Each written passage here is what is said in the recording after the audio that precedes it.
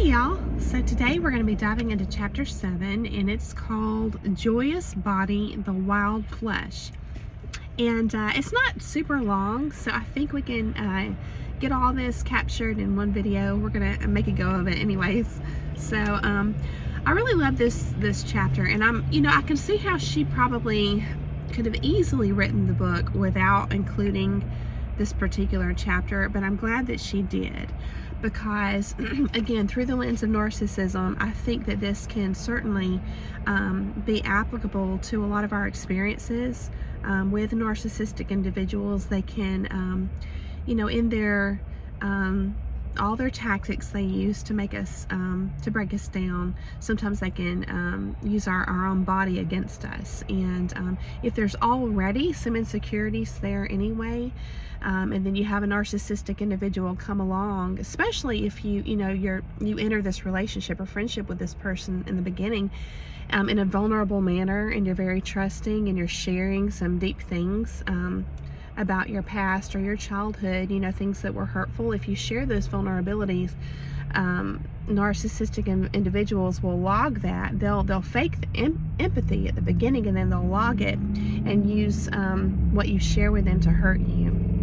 And so sometimes that involves our bodies and our body image. And so I'm thankful that she included this chapter, because it's really kind of beautiful.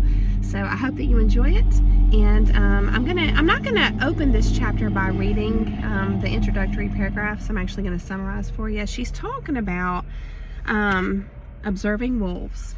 Again, in particular, like there's some who had broken limbs or who had just given birth, and how that affected their bodies, and how they were able to actually, it gave them a particular ability or graceful movement that they would not have had they not had that particular condition. So it's really kind of beautiful. And so she just talks about observing them, and she says, for example, up in the Northlands, I watched one old wolf with 3 legs. She was the only one who could fit through a crevasse where blueberries were branching. And so then she expands and says, yet despite their beauty and ability to stay strong, wolves are sometimes talked about in this way. You are too hungry, your teeth are too sharp, your appetite's too interested. So, her whole point is that, we're all beautiful in our own ways, including in our bodies, and how God made us. But you're gonna have people at some point in your life who are going to insult you and make you feel bad about just your natural essence. And I want to expand. I'm glad that I just happened to use that word essence, because that was something I did want to share with you all. As we're going through this chapter, I think that you can apply the lessons here not only to valuing and honoring our physical body, but valuing and honoring our essence. And because again, that's what narcissists do. They break you down, body, mind, spirit, emotionally, just any which way they can. So just keep that in mind, trying to expand the lessons here to be more than about our physical bodies. But she talks about the body being more than just a physical image. You know what I'm saying? That it's functional, that it's has a purpose, that our culture even has lost that appreciation for what our bodies are really designed to do, and how we don't really think about that in our day-to-day lives, how amazing our bodies actually are. And so we're going to get into some of that. It says, in the instinctive psyche, the body is considered a sensor, an informational network, a messenger with myriad communication systems: cardiovascular, respiratory, skeletal, autonomic, as well as emotive and intuitive. And she says the body is a multilingual being. It speaks through its color and its temperature, the flesh of recognition, the glow of love, the ash of pain, the heat of arousal, the coldness of non-conviction. It speaks through its constant tiny dance, sometimes swaying, sometimes a jitter, sometimes trembling. It speaks through the leaping of the heart, the falling of the spirit, the pit at the center, and rising hope. The body remembers. The bones remember. The joints remember. Even the little finger remembers. Memory is lodged in pictures and feelings in the cells themselves. Like a sponge filled with water, anywhere the flesh is pressed, wrung, even touched lightly, a memory may flow out in a stream.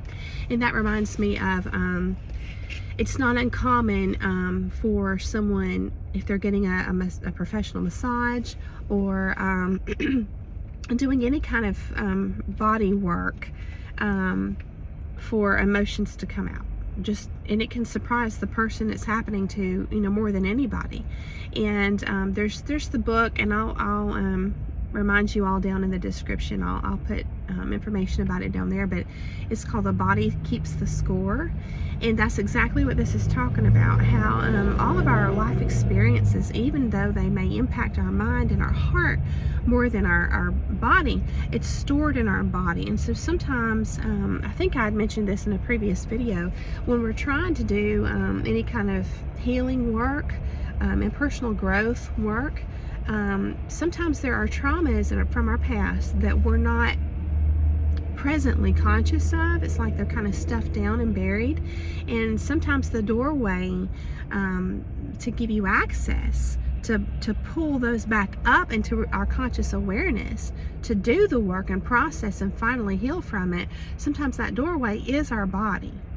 And it can present all kind of ways. Like, for example, if we're in a particular situation and we're communicating with someone and we're triggered, and we're triggered in our body, maybe this person's making us very anxious.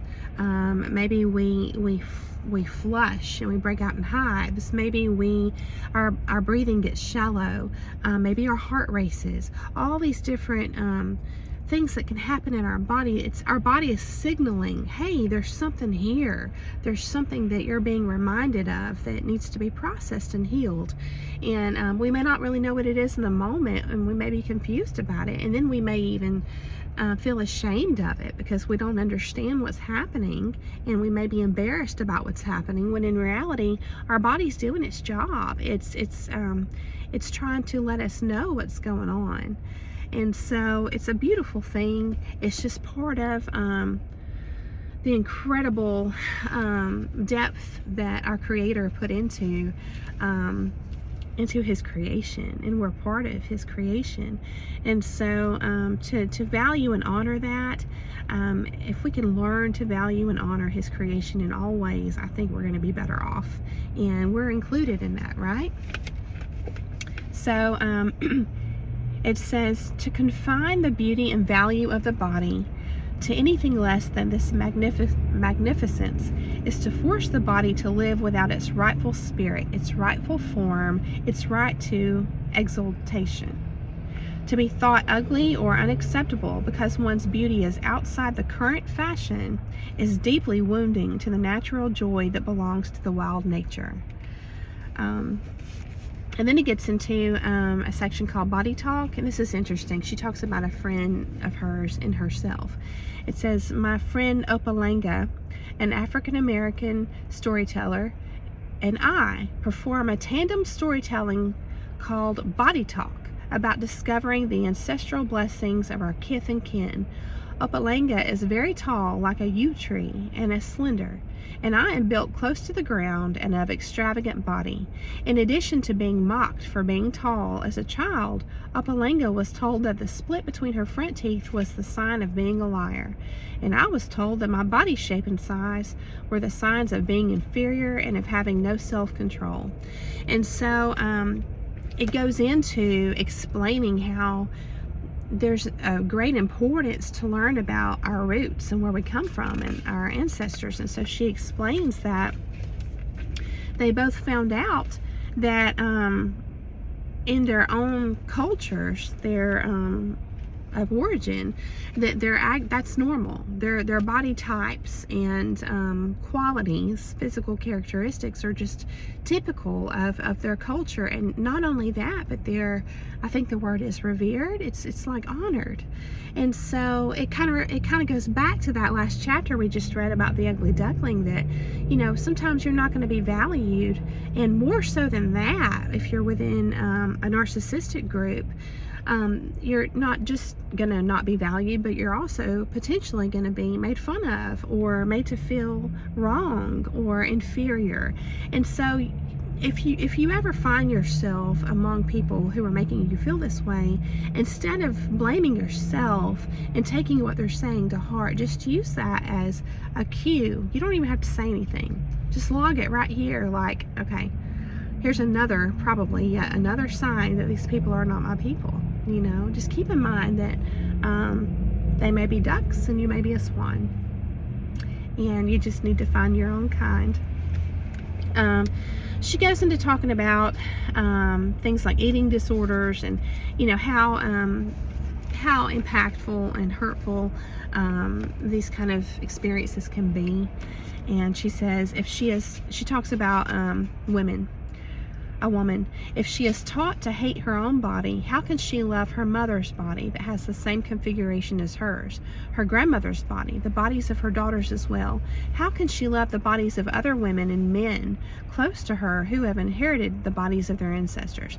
And I want to also reverse this quote and say that, you know, I think that it's also impactful as a mother, if a mother doesn't value her own and honor her own body.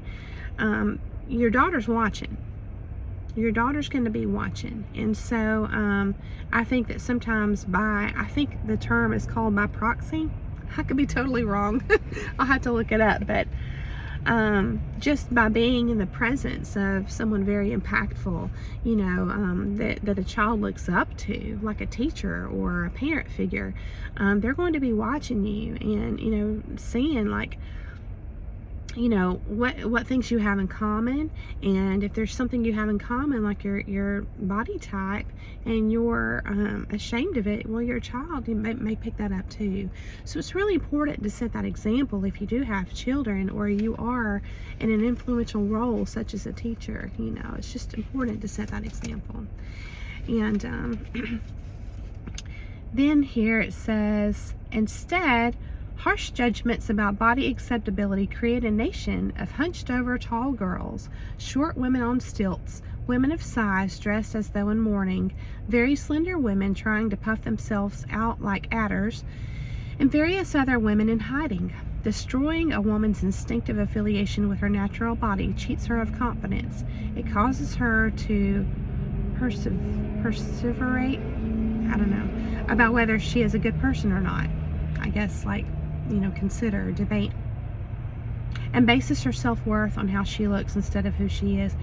And I just want to pause here and say, I think that as long as we are honoring our body, you know, we're also going to be considering that we're just taking care of our body, you know, the grooming, you know, our health in every way. And I think that's really what we need to focus on, and instead of the superficial aspects.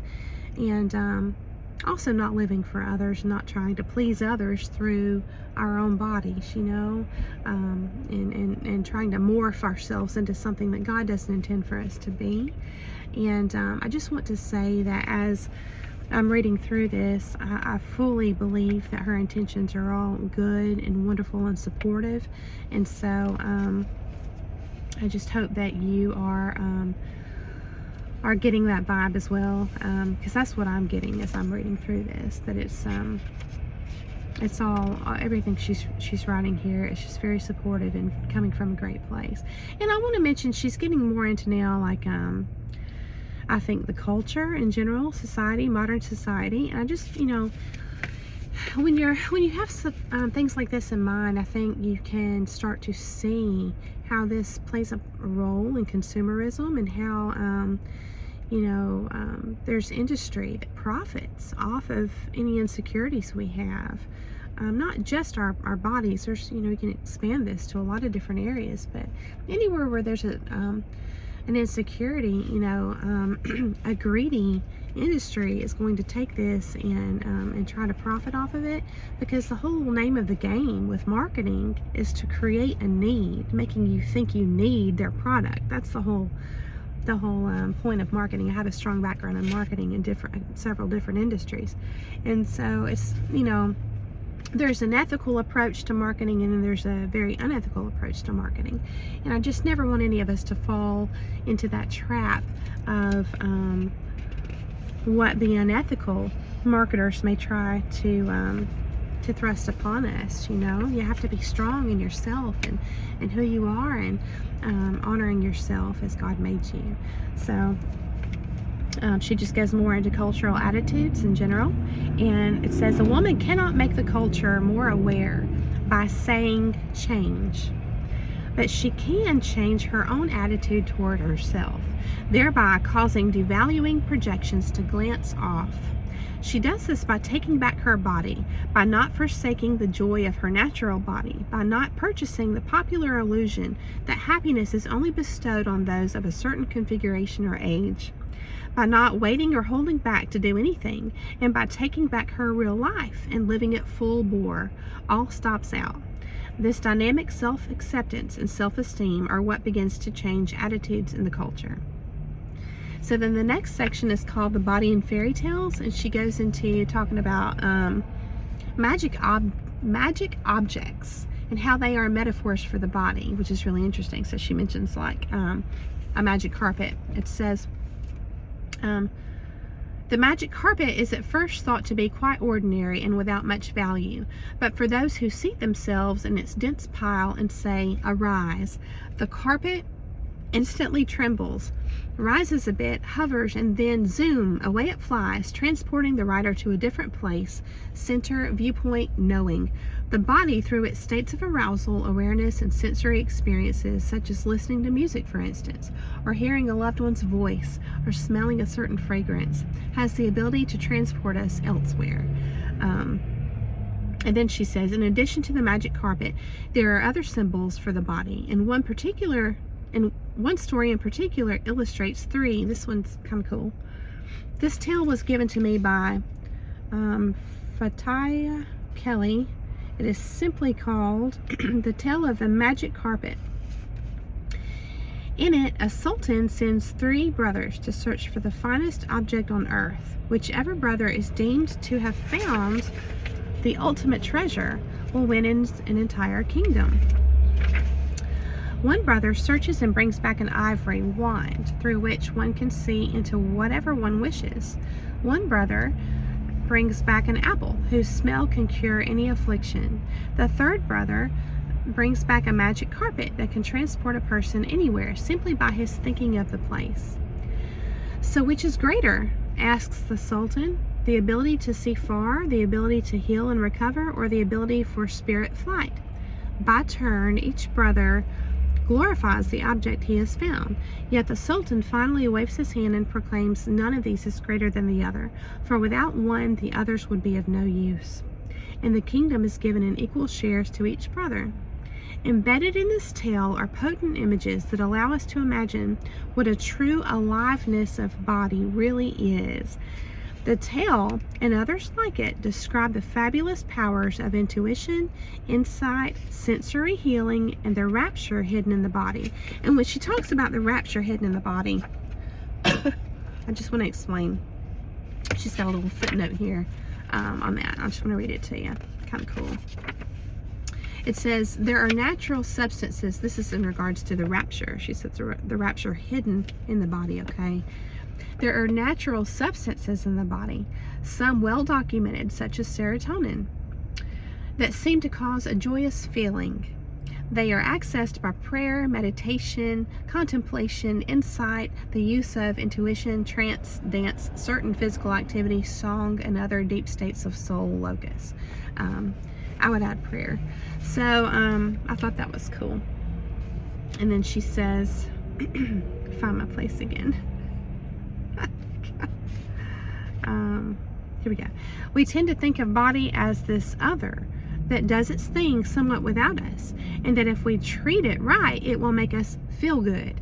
Many people treat their bodies as if the body is a slave, or perhaps they even treat it well but demand it follow their wishes and whims as though it were a slave nonetheless. Some say the soul informs the body, but what if we were to imagine for a moment that the body informs the soul? Helps it adapt to mundane life, parses, translates, gives the blank page, the ink, and the pen with which the soul can write upon our lives. So it's just considering, that multidimensional being that we are, and not separating the parts of ourselves, because I think when we do that, it makes it harder to honor that part of ourselves when we don't even see it really as a part of ourselves, or as a tool to be used. Then she gets into a section called the power of the haunches. What constitutes a healthy body in the instinctual world?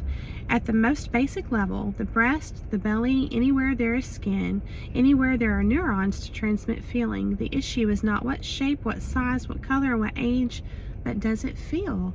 Does it work as it is meant to? Can we respond? Do we feel a range, a spectrum of feeling? Is it afraid, paralyzed by pain or fear, anesthetized by old trauma?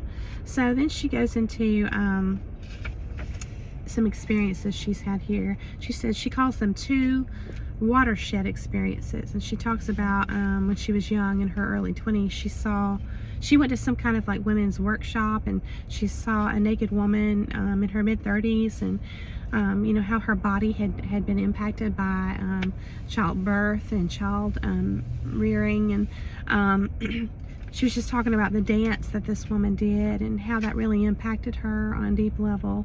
And then she talks about a much older woman, and she says it was a mystery then why the men buzzed about her. She's talking about the older woman as though she were a honeycomb. And she says her smile was dazzling, her gait so beautiful, and when her eyes looked, they truly took in what they were looking at. I saw again what I had been taught to ignore, the power in the body. I love that, in the body. It's what's inside, right? The cultural power of the body is its beauty, but the power in the body is rare. For most have chased it away with their torture of embarrassment by the flesh. That's so powerful to me right there, that statement. It says, it is in this light that the wildish woman can inquire into the numinosity of her own body and understand it not as a dumbbell that we are sentenced to carry for life, not as a beast or of burden, pampered or otherwise, who carries us around for life, but a series of doors and dreams and poems through which we can learn and know all manner of things. In the wild psyche, body is understood as a being in its own right, one who loves us, depends on us, one to whom we are sometimes mother, and who sometimes is mother to us. And so I'm going to save the last part of this chapter actually for a second video, so it'll only be 2 videos for chapter 7. And the next section is called La Mariposa, Butterfly Woman. And it's rich, and I just want to allow us plenty of time to talk. I may go ahead and film it right now actually and just split it into 2 videos so that you can have the option to watch it later, and it'll just kind of keep it clean and streamlined for us. But I just want to take a moment and encourage you to take notice of the people you're spending time with, because if you're trying to keep a positive mindset and to honor yourself and where you are and your growth and be the best version of yourself that you can be, if you are finding that those you're spending time with, that you're around, are working against you, they're very negative, you may pick that up. You may get some of that on you, some of that negativity on you, and carry it with you, and it may work against your efforts. So I just want to encourage you to just be aware And it's not necessarily that you even have to call them out or create, more stress on yourself so much as just, I've just found a lot of peace by just kind of distancing myself and stepping away and staying, kind of guarded and mindful and intentionally not absorbing this negativity, because sometimes you can't avoid, certain people, like if at your job, things like that. So I just want to encourage you as you're doing all this work, to better yourself and to heal. You just don't want anything working against you. So I hope this helps. I hope that you've enjoyed this presentation today, and I've certainly enjoyed giving it with you all and walking this path with you all. So I hope that you'll hang around and check out the last part of this chapter with me. And I just thank you all. I hope you're having a great start to the new year. I hope you're still excited for all the new adventures to come, and I will see you soon.